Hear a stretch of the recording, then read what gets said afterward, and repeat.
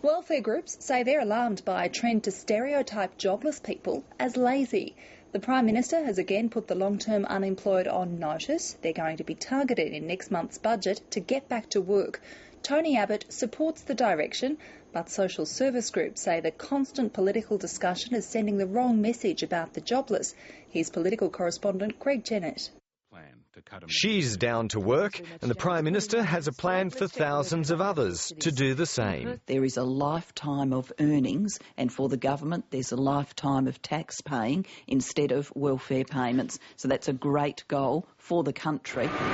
Workforce participation is shaping as the centrepiece of the first budget in Julia Gillard's Prime Ministership, and the target is what she calls hard cases, who haven't held down a job for years. People who may have left school early, not even have basic reading and writing skills, whose life has taken them outside the economic mainstream and for whom it can be a long way back. In a lengthy speech on her priorities, the Prime Minister's been light on detail, but she does acknowledge that welfare to work policy doesn't come cheap. When we put measures forward in the budget, they'll add up and they'll be properly costed. Welfare groups aren't opposed, but are now picking up a tone in politics they find disturbing. I am concerned that we may see the message simply being, playing into that stereotype that if you're not currently in paid work, the reason is because you're lazy and you're not doing enough. The tone is bipartisan. Tony Abbott covered much the same ground in a speech 2 weeks ago.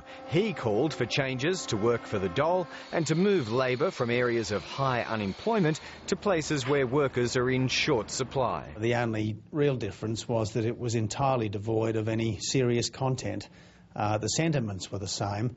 But there was no hard policy at all in the Prime Minister's speech. The mining boom and unemployment in the 4% range is spurring government action on workforce participation. Importing even more workers is an option too, but one the Prime Minister says should not be the government's first option. Greg Jennett, ABC News, Canberra.